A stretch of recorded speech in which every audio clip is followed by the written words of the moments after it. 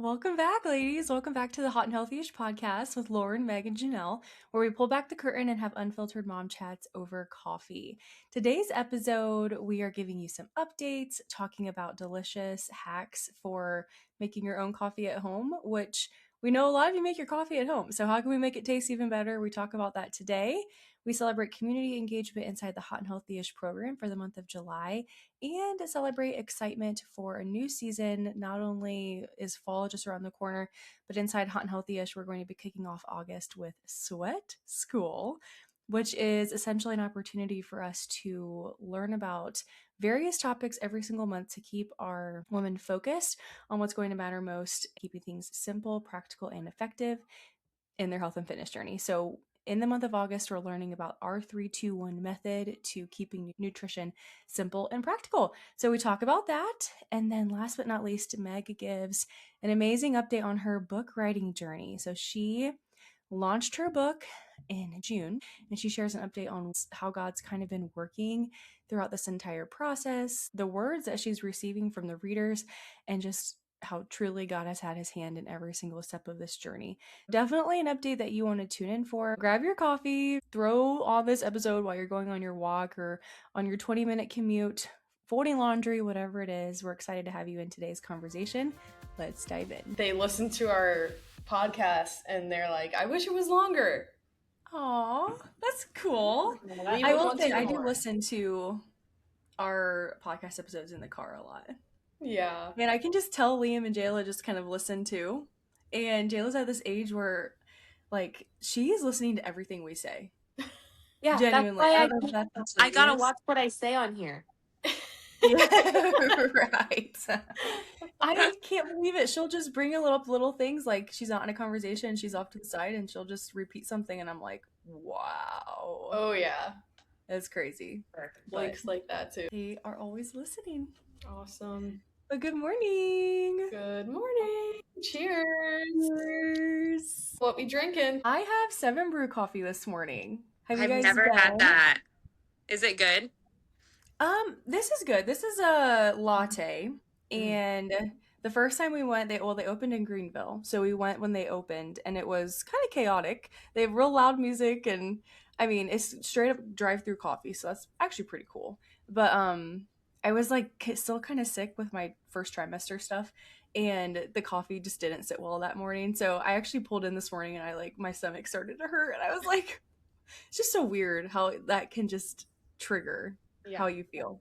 But I think they're putting up one of those in Sydney. Yes. Yeah. So it's good. Yeah. What kind of latte? It's a mocha latte. Ooh, your classic. Yeah, my classic. And it's hot, which is very unlike me. I told Kyle I think my coffee order might have changed. I've always been an iced coffee girl. Lately, it's been hot. I don't know why. Those babies can do that to you. Yeah, that's true. Yeah. So. I am having, I don't know if you saw my Instagram, but Ellie, shout out to Ellie who listens to this all the time. She gave me the idea. She sent it to me on TikTok or something. And it's when you get an empty peanut butter jar, pour espresso into the peanut butter jar, shake it up really good, then put it over ice with some of your choice of milk, oat milk, Fairlife, whatever. It is so good and smooth and nutty. Oh, it's delicious. So it's like my new thing, except now I use my empty peanut butter jars. So we need to eat more peanut butter. I was going to ask about that because I did see your story, and I mean, is that a lot of peanut butter that mixes in with it, or is it like a perfect amount? Perfect amount, I think. It's really just makes it smooth and has a little bit of a nutty taste, not like strong of peanut butter, which I think is why, because you're shaking it up and it's just on the edges of the jar or whatever, but it would be my new addiction if I had more empty peanut butter jars. Just have to start buying the smaller ones. Mm-hmm. Yes, we usually give our empty peanut butter jars to Luna, our dog. So, but she's getting kind of chunky. She's getting a lot of scraps from the girls, so she could pass those off to me. Oh, that's funny. But yeah, I have a new coffee. I actually brought the bag because I thought it was so cute. First time trying Deaf Dog, and the flavor is banana cream pie, and it's delicious. Delicious. Where did you get the Deaf Dog? So Deaf Dog is a coffee food truck. Yes. Where were they at? Yeah, they had it parked at the bank the other week, and I'm a sucker. Like, their branding is phenomenal, and their coffee is good to match. So what more could you ask for from a so good? I was impressed. I know. My favorite coffee is Sip and Stream out of Jackson Center, and they do not sell their beans. And I'm always like, I would buy you guys out. Like, we go through beans so fast. We just went to the Brewing coffee shop this morning after a chiropractor appointment, and I bought 4 pounds of coffee beans, all different kinds. So good. Well, actually, maybe that's what Kyle and I need to do, because we're in a coffee slump right now with just the grounds that we have at home, and the coffee grounds just in our regular coffee pot aren't doing it right now. I don't know why. I know what you mean. Just need to switch it up, I guess. It is so crazy how when you get a new coffee bag, your coffee tastes different. Oh, yeah. Like, you can tell the difference between coffee grounds. Oh, yeah. I went through a phase of sprinkling cinnamon on top of the grounds, and then it would brew through that, and it would give that a little bit of flavor, too. Yeah, I've never heard of that before. But yeah, Sip and Stream should definitely sell their beans in that little store thing that they have now. Yeah. And they're like all organic, natural beans too. So that's even better. But I don't know. Maybe they're keeping them to themselves because they're just so good. They want it to be their own thing. I don't know. But I love that place. Very good. So we should just dive right into celebrating our winners out of the July challenge we just finished up. And I just am smiling ear to ear because it's the most engagement we've ever gotten in the group. We just ran the tallies, and it was how many points? 85 was the highest. That is crazy. That's 85, essentially. Well, they get points for various things, but some of the points being from like posting pictures of their meals and answering questions like that we would post prompts. And we were laughing like right before we press play. We're going through, Lauren's reading off the names, and I'm like being dizzy over here, like 25 plus points per person. So we're cracking up at that.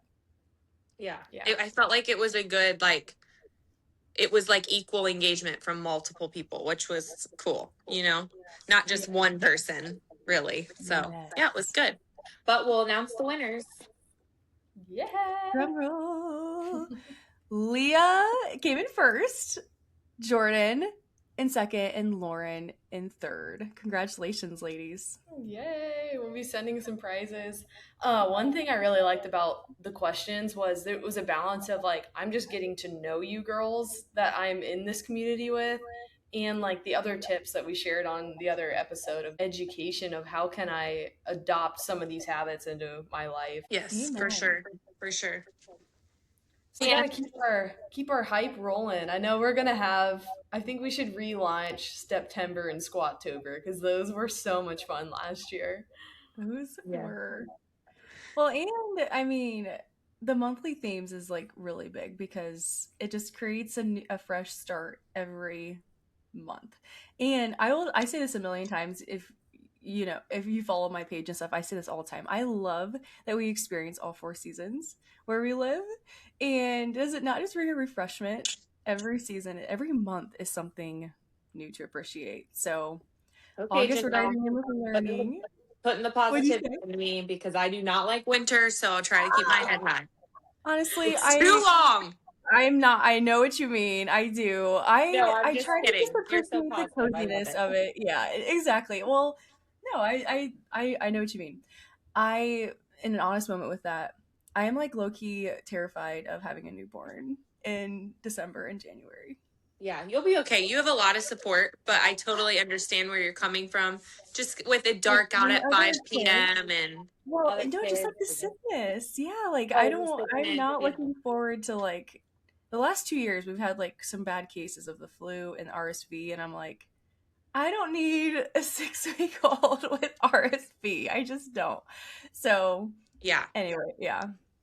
But we're gonna find something to appreciate about it, I suppose. And in August, we're diving into the education aspect of August. and September kind of getting back into routines. Squat-tober, spooky glutes kind of going to sneak up at us, but it's going to be fun. The good thing about winter, because I used to hate winter too, and that was a huge reason why I wanted to move to Texas, was just to escape the cold winters.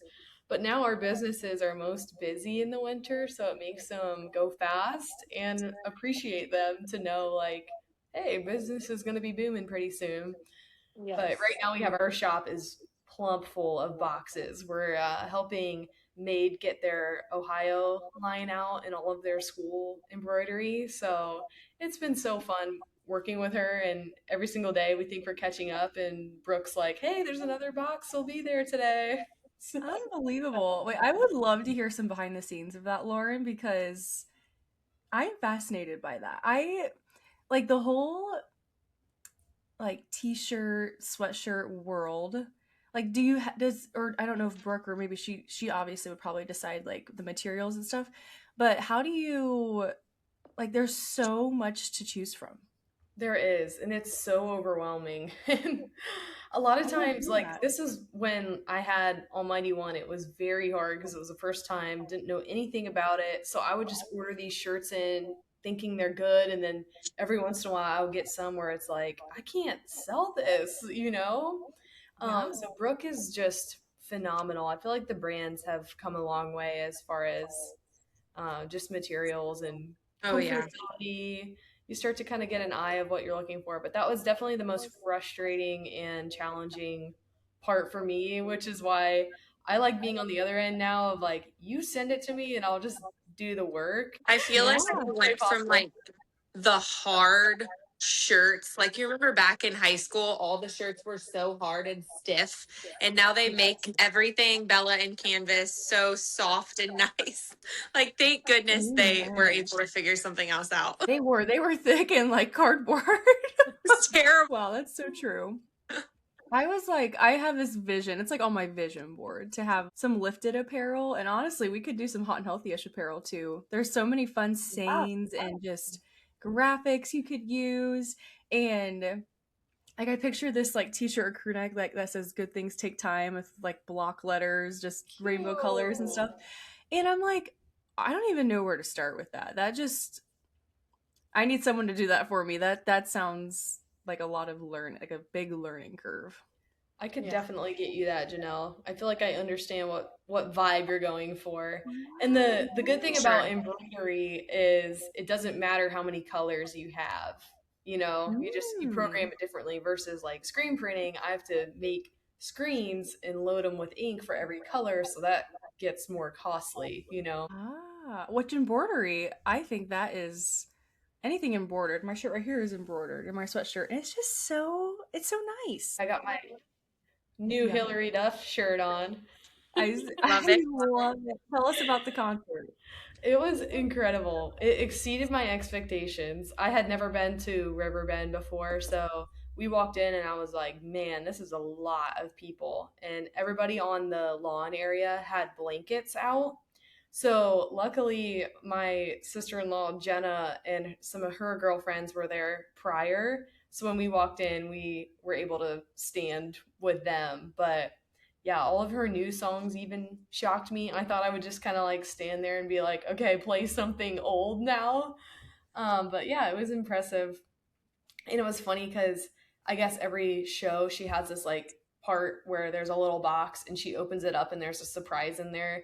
So like one time it was shots of whiskey. This time she opens it up and it's a cup of Skyline Chili that she has to just eat on stage.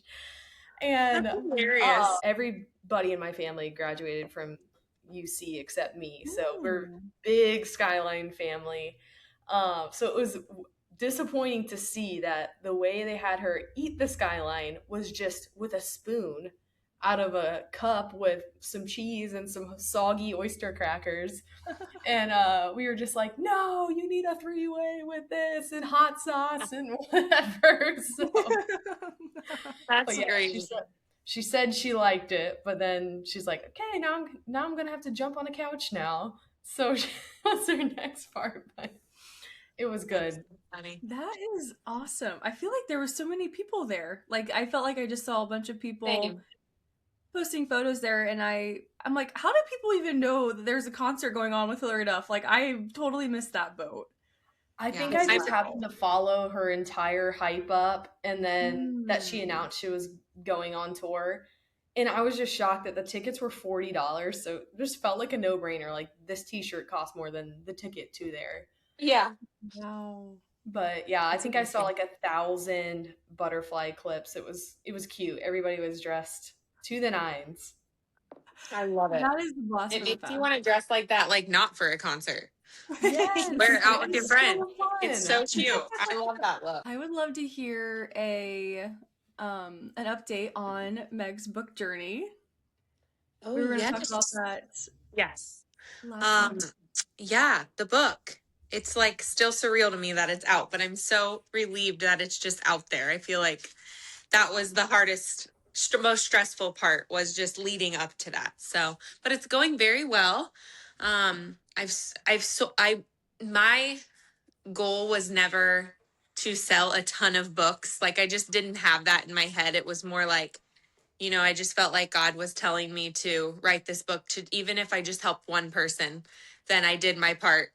And I feel like I've definitely exceeded that. So I'm just very thankful for that. But that was just never my goal. And I feel like it's totally happened, which is amazing. But I'm just like, you know, I'm like overwhelmed just by the amount of messages and people that have reached out, even people just sending random cards. Like, I don't even know who they are, that it touched them and everything. So yeah, so that's going really well. And now I just have a lot of, like the other weekend, I had a book signing and a little talk with people. So just a lot of emails to respond to, people asking to meet with me, or I'm going to be on a podcast soon about grief. So things like that are keeping me busy. And then just dropping a lot of books off at local stores. And then keeping track and letting them know when to send a check or whatnot. So just, yeah, it's still a lot of work, but it's not as stressful because the book's out there and it's helping people, and that's what I want. So yeah, it's been good though. Wow. It's like remarkable, honestly. Yeah. It's so fun to watch it all unfold too. Because you can't tell me like God doesn't have his hand in that. That's just awesome. For sure. For sure. I know people are like, what made you do this? And how did you do it? And I'm like, God, you know, like I just felt like I kept pushing him away. And then the Holy Spirit was just like, you need to do this. You need to do this. So I just started doing it. And I feel like writing was really healing for me. And yeah. I literally read just happened in 2 days. I've never read every page of a book before. And I read all of it. And I laugh because I am like not a reader at all. I've just never been a reader. And I'm like, but I did write a book. I told Kale that the other day. I'm like, it's funny because I don't read, but I'm an author. And he just started laughing. Which is even more impressive. And there's just so many little takeaways from that book that carry with me every day. Like, there's not a day I don't think about you, Meg, and Ryan. And a huge one is just to always, if you are leaving, or your husband, to kiss them goodbye. Like, that was a major takeaway. Yes, for sure. Oh yeah. I still, no matter, because Kale and I we're still human. We still argue and get in little bickerments, and you know, it doesn't matter. Like, I'm like, I don't care how mad I am right now. You're coming back here and giving me a hug, because, you know, you just don't know. So it might be an angry hug and not the most heartfelt hug, but you're giving me a hug, you know? So that's kind of a rule of ours. You don't leave without kissing me goodbye or saying love you, or not saying love you back, you know, just little things like that, which I definitely made the mistake of doing that in the past, because you just don't think, you know, you don't think that will happen. So I'm glad that you got that out of it. And I feel like a lot of people think about that now, which was my point in writing it. So that's good. Yeah, I will read it again, you know, because it's like I already want to read it again. And just get a different takeaway this time, you know? Yeah, I told Kale that the other day. I'm like, I kind of want to sit down and read my book sometime because like I wrote it and I read it, but I want to like, now that it's out, I want to sit down and really read it. I've never done that. I've just been so busy marketing for it and stuff that I haven't sat down and read it. So I think I'm going to do that soon, or maybe if we do a little getaway or something, I could read it then. Have there been any like full circle moments since after you launched it? Like, did you have someone reach out to you, or maybe the littlest tiny thing happened that you're like, wow, that was so worth it? Is there anything? So many things. Yeah. I mean, like, I don't even know where to begin because I have gotten so many messages. And I think the ones that really stuck out to me were a lot of people have sent a picture of the book with a ladybug on it. Oh. And like, they're like, I just want to let you know, like, I just read your book and really sweet message. And then this happened. And I'm like, that's crazy. And it's been so many people. I have pictures saved in my photos of the screenshots of the ladybugs, whether they're near them or on the book or, yeah. So I think that's something that I'm like, wow, you know, just a good reminder that God wanted me to do this and I did the right thing, you know, because it's always a little scary to do something and put yourself out there like that because it was a vulnerable book. So I feel like it was that reminder, like, good job, you know, you did the right thing. I finished your book and then took the girls to the park that night, and the first person to walk up was wearing a Live Like Ryan shirt, which that's wild. Like, wow.